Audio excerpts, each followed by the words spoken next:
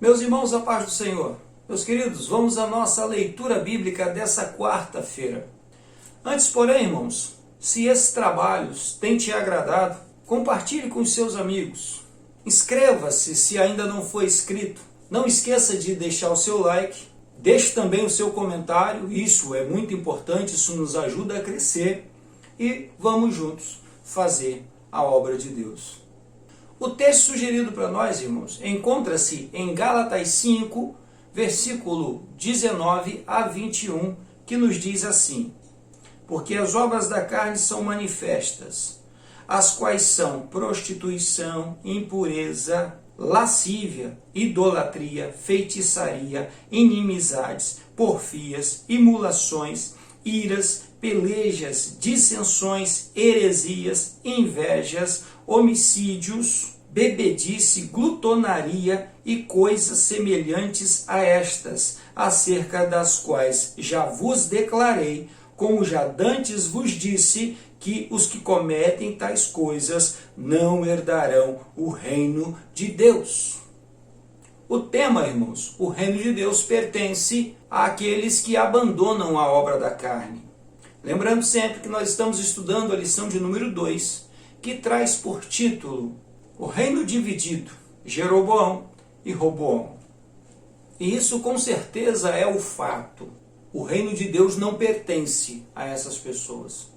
O reino de Deus não pertence àqueles que ainda estão amarrados, ainda estão apaixonados pelas obras da carne, ainda estão ligados a ela, nos quais ainda se manifestam essas obras. E, infelizmente, é o que nós vamos ver na casa de Salomão. Infelizmente, é o que a família de Salomão vai nos apresentar, porque o próprio Salomão levou isso para dentro de casa.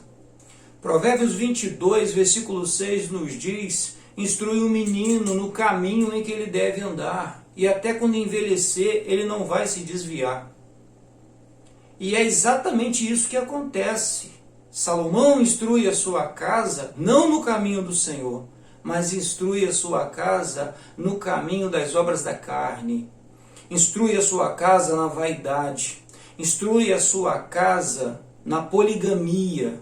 Instrui a sua casa a viverem para os prazeres da carne. E por conta disso, irmãos, a sua casa não se aproxima de Deus. Os seus filhos não seguem a direção do altar do Senhor. Os seus filhos seguem a direção da carne. Os seus filhos seguem a direção da ganância, a direção da vaidade.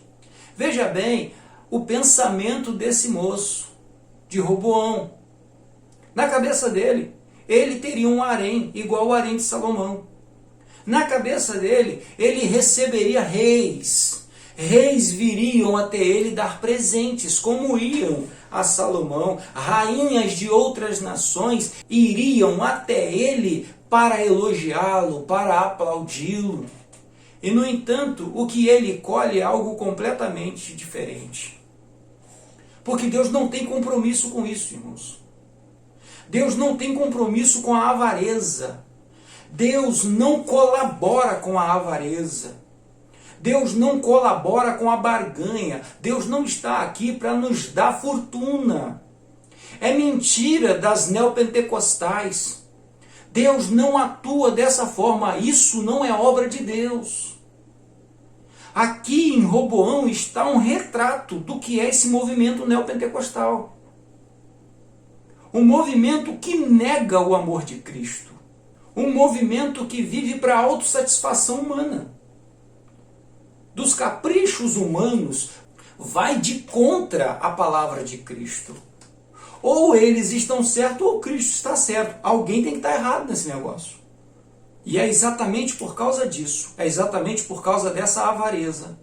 É exatamente por causa desse pensamento corrompido, desse pensamento que, em vez de valorizar as coisas eternas, valoriza as coisas terrenas. Não que o terreno não tenha importância, claro que tem importância, irmãos. Claro que tem importância você ter o seu emprego, claro que tem importância você ter a sua casa própria, claro que tem importância você ter um carro, claro que tem importância você ter condições de viver bem neste mundo. Lógico que isso é importante, mas a salvação é mais importante que isso. O reino de Deus é mais importante do que isso, porque por mais que nós vivamos neste mundo, vamos viver no máximo o que hoje?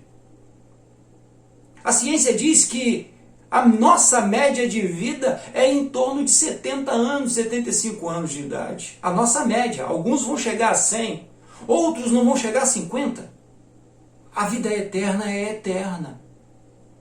O reino de Deus é para sempre. É viver no reino de Deus neste mundo e ainda ter a vida eterna, ainda viver nele eternamente. Pecado é exatamente aquilo que é o exagero. Quando nós vamos analisar aqui o texto que nós lemos, nós vamos encontrar aqui pecados espirituais, nós vamos encontrar aqui pecados carnais, nós vamos encontrar aqui diversos tipos de pecado e nós vamos observar que é exatamente o exagero.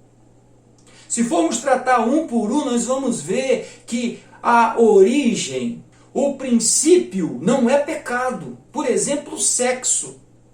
Sexo não é pecado, mas na prostituição, sim, sexo é pecado. No adultério, sim, sexo é pecado. Na lascívia, sim, sexo é pecado. Mas foi o Senhor Deus quem criou isso e nos deu para o nosso uso, para o nosso prazer, devidamente orientado dentro do casamento. E aí o que faz o homem afastado de Deus?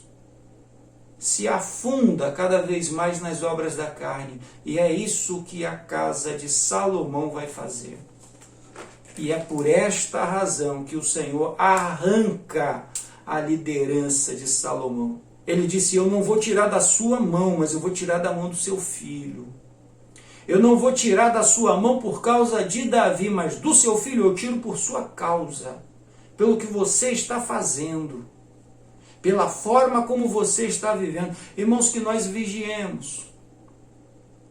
De novo, eu preciso falar sobre isso.